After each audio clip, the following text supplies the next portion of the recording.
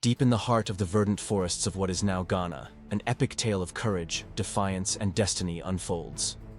This is the story of the Battle of Feyiase, the war that gave birth to the mighty Ashanti Empire. Before the rise of the Ashanti Empire, the Denkyira Kingdom stood as a colossus in the region.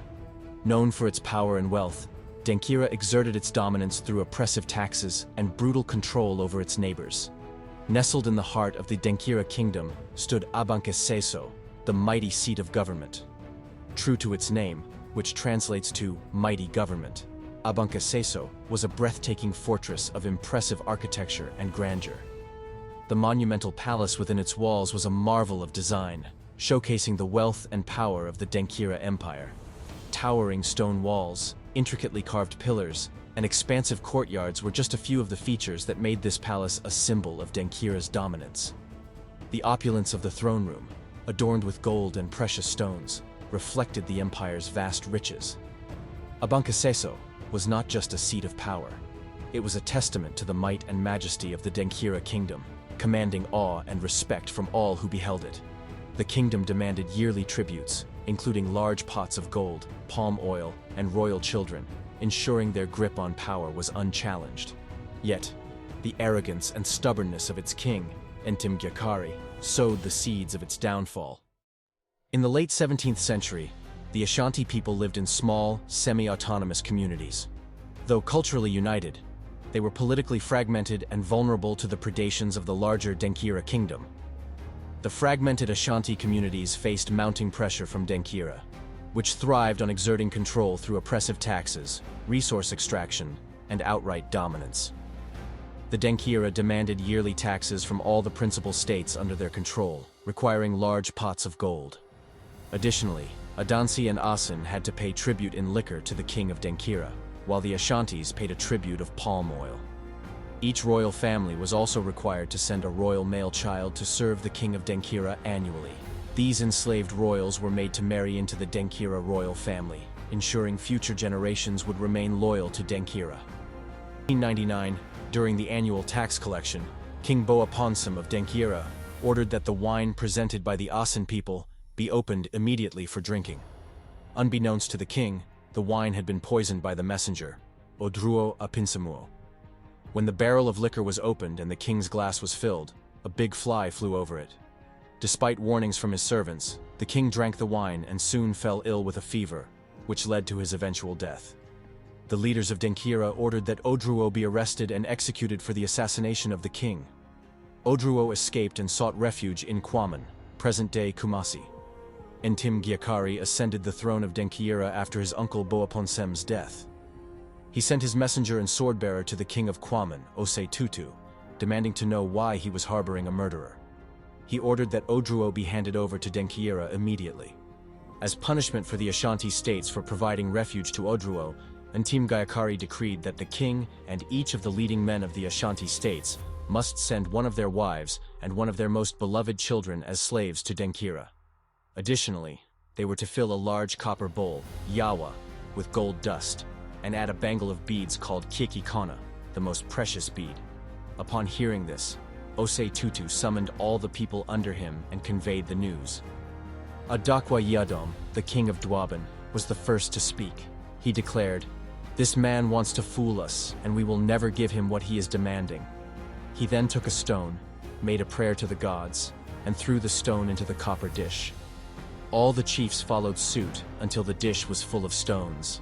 They killed the sword-bearer, took his sword, and placed it among the stones in the dish. The messenger was then sent back to inform the king of Denkyira that they would never meet his demands, and if he was not satisfied, he should come and fight them. With this rebellion, a great war was about to ensue. The Ashanti chiefs, led by Osei Tutu, prepared for the inevitable conflict. They united their forces, strategized their defenses, and readied themselves for the battle that would determine their future. When news of the Ashanti's insolent rebellion reached Denkyira, the king of Denkyira, he was furious. Enraged by their defiance, he immediately assembled his formidable army, confident that this was not a war, but a punishment for the Ashantis. His army, far superior in numbers and strength, would easily crush them, or so he thought. This miscalculation and underestimation of the Ashanti forces would prove to be a fatal mistake.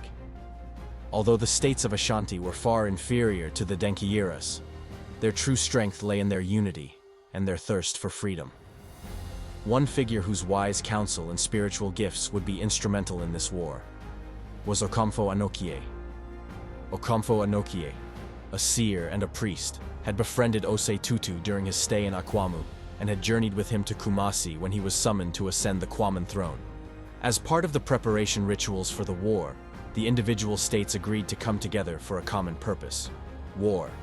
This alliance gave rise to the name Asante, which translates to because of war. Okomfo Anokie performed a ritual, and while all the heads of the individual states and their people assembled, a golden stool descended from the heavens and settled on Osei Tutu's lap. This new coalition, named Asante, made Osei Tutu their head, and the golden stool, Sikadwa, their symbol, containing their spirit and strength. To win the war, Okomfo Anokie sought the direction of the gods through another ritual. The revelation was both unexpected and chilling, sending shivers and silence through the entire coalition. 4 significant human sacrifices were required, and the chiefs had to willingly offer themselves. The first sacrifice required one of the chiefs to be buried alive with his head above ground level and his hands raised, holding a basin, yawa, in which a concoction would be prepared to fortify the warriors before the war. Asenso Kofo, chief of Adwumaka Sekese, offered himself for this sacrifice.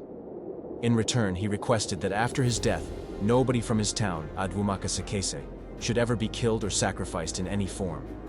The second sacrifice required one of the chiefs to be butchered, and his flesh spread over the land for vultures to consume. Wherever the flesh was carried by the vultures would mark the extent of the Ashanti Empire. Dikopim, chief of Edweso, volunteered for this ritual, requesting that nobody from his clan should ever be sacrificed in any form. The third sacrifice required one of the chiefs to lead the marching soldiers. Though he would be armed, he was forbidden to shoot, ensuring he must be killed in battle. Nana Twenaboa Kodua, paramount chief of Kumawu, offered himself for this sacrifice. In return, he requested that nobody from his state should ever be sacrificed in any form. Additionally, whenever a drummer from any of the Ashanti states began drumming on atumpan drums, his appellation should be sounded to remind future generations of his sacrifice for the Asante nation. The fourth and final sacrifice required the chief who would lead the army as the war general to be victorious in battle, but not live beyond 7 days after the war. Traditionally, Osei Tutu was supposed to be the war general. However, Boahen Anantuo, chief of Mampong, volunteered to lead the soldiers to war in place of Osei Tutu. He requested that since he was taking the place of the Asantehene as war general, his stool should be next to that of the Asantehene. As the Asantehene occupied the golden stool, his state should occupy the silver stool. One crucial detail about the Asante Denkyira War often overlooked is the significant role played by the coastal people of Elmina. During this period, the Portuguese had already established themselves on the shores of the Gold Coast and were heavily involved in the trade of gold, guns, and slaves. Direct trade with the Europeans was prohibited by the coastal people of Elmina, and all trades had to go through them. In this context, the Denkyira king borrowed guns worth 8,000 pieces of silver from the people of Elmina, while the Ashantis borrowed 2,400 pieces of silver worth of guns. The day of the clash finally arrived, and Denkyira rallied his massive army of 200,000 men and embarked on a treacherous journey from Abankaseso to Kumasi, passing through Bekwai and Kuntunasi. Asante spies quickly sent news of the Denkyira advance to Kumasi. The Asante forces, numbering just 20,000, met them on the way at Feyiase.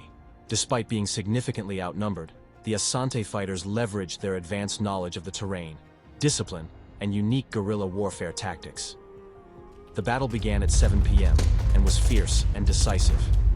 The Asante army, led by Mamponkeni Boahen Anantuo, used the darkness and their battlefield knowledge to their advantage, unleashing terror on the Denkyira army. As the Denkyira forces became overwhelmed, they began to retreat, but the darkness hindered their escape, leading to their complete annihilation. During the chaos, the chief of Dwaban, Nana Adarkwa Diadom, was determined to find and kill Denkyira personally. Unbeknownst to him, Denkyira was not on the battlefield, but in his tent, playing drafts with his servants, adorned in golden ornaments. His grievous mistake of underestimating the Asante warriors, assuming an easy victory, proved fatal. Spies informed Adarkwa Yiadom of Intim Gyakari's whereabouts. Adarkwa found the king, killed him, and took his golden ornaments. By 11 p.m., the Asante victory was clear, and the reign of Intim Gyakari and the Denkyira Empire became a shadow of the past. As prophesied by Okomfo Anokye, Twinaboa Kodua died in the battle. Although the Ashantis won decisively, War General Nana Boahen Anantuo would die a few days later. With this victory, the Ashanti Empire gained dominance, expanding into one of the most formidable empires in Africa. Osei Tutu would go on to win more wars and eventually die in battle against the Akyem people. As the dust settled over the battlefield of Feyiase, the echoes of war cries and clashing swords gave way to a profound silence. The Ashanti, through unity, bravery, and strategic brilliance, had achieved an improbable victory. This triumph marked the dawn of the Ashanti Empire, an era of power and influence that would shape the history of West Africa for generations. The sacrifices of their leaders, the valor of their warriors, and the spiritual guidance of Okomfo Anokye forged a legacy that endures to this day. Thank you for joining us on this journey through history, exploring the pivotal moments that gave birth to the Ashanti Empire. If you enjoyed this story, don't forget to like, share, and subscribe for more fascinating tales from history. Until next time, stay curious and keep exploring the past to understand our present and future.